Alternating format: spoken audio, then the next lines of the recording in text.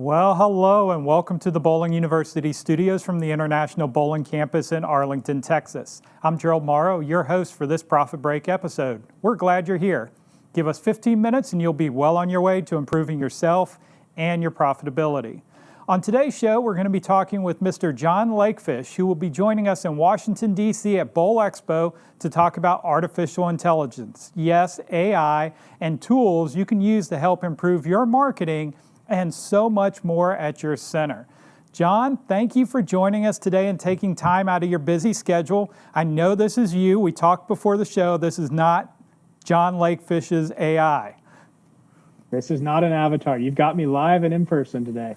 Awesome. Well, John, you've been with us before, but for a lot of our members out there and people watching the show, and that we have a lot of new people that will be at Bowl Expo this year, let's kind of tell them a little bit about yourself, who you are, and give us some background so that way they're going, okay, this guy is the AI guru. Why should I come listen to him? Yeah, I would love to, Gerald. Thank you so much. The presentation last year in Denver was spectacular, and some of the feedback that I got from the folks that attended was humbling and exciting at the same time. So a little history about who I am for those of you that didn't see me speak last year. My name's John Lakefish. I am a marketing and branding guy. I've been doing it for about 24 years now, if you can believe it. Typically have been in charge of marketing and branding for some billion-dollar companies, some of which operated as individual small to mid-sized businesses like Outback Steakhouse and Bonefish Grill. And during that time, I really found a passion for helping smaller and mid-sized businesses grow and be able to do marketing and branding at a cost that was realistic for them as opposed to the cost that you typically see from big agencies. So I did that for about 20 years. And then 3 years ago, I stopped as the head of marketing for a billion-dollar home development company and started my own organization focused on marketing and branding. And about 6 months after I started, AI kicked off with ChatGPT launching in November of 2022. And the moment I was introduced to that platform, my entire world changed. All of a sudden, I realized that all of the goals that I had always set for being able to create content and help small businesses grow could be done so much more efficiently with AI than it had ever been done before. And so some of my clients were happy to allow us to use AI to help them in some of their marketing and branding, and in turn save them a significant amount of money. And then I ended up getting invited to speak at a conference in California in front of several hundred developers on AI, and it became the most talked about presentation at that conference. And that has honestly kind of spearheaded me into speaking at different conferences and organizational events all over the world now for going on 18 months, getting people excited about AI. And the presentation is now called Adapt with AI, Practical Tools for Immediate Impact, because when you leave the session that I host, you should be able to go back to your office the next day and put into practice some of the things that you learned when you heard me speak. And then when we are having our fun time together, you're going to be laughing a lot, you're going to be learning a lot, you're going to be interacting with the tools. It's a spectacular time, and I'll tell you, it's been a whirlwind the last 6 months as my speaking section has gone out of control, and at the same time we have a whole bunch of new clients hopping on board because they can see the success they can receive by using these tools to help them with their branding and their marketing. Awesome, John. Well, we're happy that you took some time out of your busy schedule to be able to join us here on the Profit Break today. And before we jump into all the deets about your presentation, you're going to be doing two 90-minute workshops. Normally, our members that have been with us for a while, we used to call this the super session. It was basically a long session with a little break in there. So now we split it up into two 90-minute sessions. So for our members that are watching, I'm sure the first question is, if I can only attend one of the sessions or one of the workshops, is it still worth my time? Oh yeah, without a doubt. So what the anticipation is I've been doing workshops for corporations all across North America for like the last year and a half. And what I'm planning to do with this group is break up each 90-minute session into its own individual workshop. So we're going to learn a little bit about kind of the history of AI and where we've come from.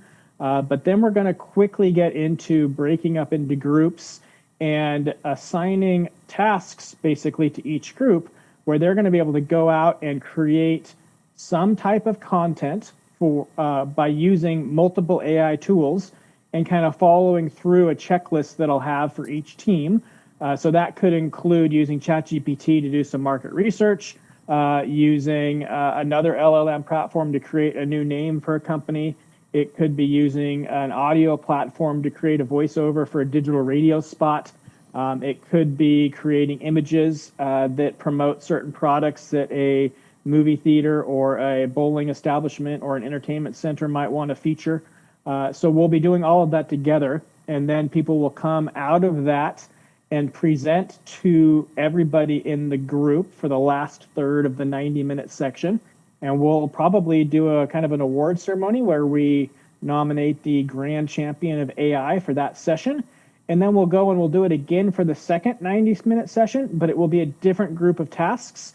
So you'll be able to kind of get in and use the tools even more. So if you come for just one, perfect. You'll get a great opportunity to use the tools and fully understand how they work so you can put them into play the next day. If you want some more practice, stick around for the second session and you'll basically do it again, but it'll be a different set of tasks that we assign for the second session. So everybody should have a lot of fun, whether you're there for one, whether you want to get a little extra practice for the second one, or whether you just want to show up for the second one after, spending some time with the family maybe during the first session. So you are going to put them to work. This is going to be a true workshop for them, for the attendees. You got it. It's exciting. No matter which session they come to, they just got to be ready to work. They got to be ready. Yeah, we'll have licenses for ChatGPT for them to use, for a couple of graphic design platforms, for a voice cloning platform. If they want to get in and use, maybe there's even a $200 per month AI platform right now that we have access to. So one of the groups might get lucky and be able to use that platform and just really get a sense for how spectacular these tools can be and how easy they are to use. Yeah, so getting your hands on them keeps you from being afraid to use them. So that kind of leads me into my next question is, John, I'm a bowling guy. I'm not a marketer. I'm not a tech guy. I'm a bowling guy. So while you want everybody to attend your session, who should attend your session? Do I have to have any digital experience? I'm a bowling operator. No, so what I consistently hear from folks that attend my keynotes and my workshops is that they've kind of been scared and they've kept AI at an arm's distance because they may have heard back in the day when ChatGPT first launched that if you used it, it would learn from your data and your data would be stolen. Or that the graphic design software couldn't do faces or hands or letters or all these things that just kind of pushed people away. And I can tell you that today, you kind of need to look at it like it's an iPhone where you can't break it. So why not get on, try it out, try different ways of speaking to the platforms, see what the results look like. And then when you finish, what'll end up happening is you'll have this refreshed sense of amazement that these tools can do so much so easily. And when you get done, my guess is you're probably going to want to call me and say, hey, can you remind me, how did we prompt the system to give us, the best response possible? Or if the image I wanted to generate didn't turn out correctly, what can I do to make modifications to it? And you'll be amazed at how easy these tools are to use. And then you also have to keep in mind that these tools are adapting every single day. So some of the stuff that we might talk about today, Gerald, when we do the presentation in June in DC, it may be a completely different list of AI platforms that we're using because things are advancing so quickly. ChatGPT still seems to have the lead on a lot of the different tools, but you have a new graphic design platform called Pika Labs. It's spectacular. You've got Sora, which is a video platform. You've just got all these platforms that pop up every day, and what the goal is to introduce the best ones to everybody that are not only easy to use, but very reasonably priced, and you can put into implementation immediately after. So they're going to walk away with not only getting a chance to use some of the tools, but they're going to actually know what the latest tools are that they could actually implement in their business. So that's going to be one of the big takeaways for these operators. I know I've played around with AI and have used like 11 labs before to do some audio stuff, which is pretty cool to do. Again, can save you a ton of money. So how do you break it down in your workshop to make people really feel like AI is approachable and it's going to be something that they can immediately take back to their bowling or entertainment center and use? Yeah, so we'll go through probably a case study prior to breaking everybody up into groups. And the case study will be a really simple example that's industry relevant that would have done before we sit down for these 90-minute sessions. And when people see how easy it is for me to prompt the ChatGPT platform to do the research that I want it to do and to create the content that I want it to create or to analyze the data that I want it to look at, when people see how easy that is, and then when we take that information and we copy and paste the digital radio copy that ChatGPT has created because it understands the brand and it's done the research to confirm what differentiates this company from another company, and it creates the words for a radio spot, and then you copy and paste those over into 11 labs, and you identify a voice that you think is really cool and on brand for this company, whether it's a female that's in her 30s or it's a male who's kind of a grandfatherly figure, whatever fits your brand. And then you hop over into a music AI platform and you say, hey, I want the background music to be a upbeat, cinematic sort of theme to it, and we create a background music bed, and then we put all of those together, and now we have this amazing spot that we can create, and you can do it all within 5 minutes, 6 minutes. It's just spectacular. And when they see how easy that is, and then we break up into groups and we have them each kind of do their own version of that, so now they go, oh, well, John did it pretty easily, but is it that simple for me to do? They will actually see how quickly and easily it is for them to do these things. And they'll also see some of the challenges that are out there, because AI is not perfect yet. And it may not ever be 100% perfect, but I tell people it'll get you 85 to 90% of the way there much faster than you've ever been able to do it before. And then you just have to tweak things from there and kind of put it into your brand. Although I'll tell you, these tools are really good at learning brand voice and brand style and make sure that they understand who your competition is. It's tools that people are going to leave with a refreshed appreciation for how much of a benefit these things can have on your day-to-day business. It's just amazing. Yeah, it's amazing to think about the efficiencies. And again, cost-wise, a lot of our small bowling centers, small operators, they just don't have the big budgets to do a radio spot or to do a video. And now there's all these AI tools that you're going to be able to share with them to be able to knock this out. And for a lot of the operators, it's going to help them understand that they do have some team members that may not be there that want to use these tools, and now they can let them basically turn them loose to use these tools and not be afraid of things. So it kind of rolls into the next question, which is, I know in your introduction you talked about you've worked with some big brands out there, but for bowling centers, what do you see as their biggest opportunity to help out and improve their marketing, customer experience, or operations by embracing AI? What do you see as the big rock that they're going to be able to take away?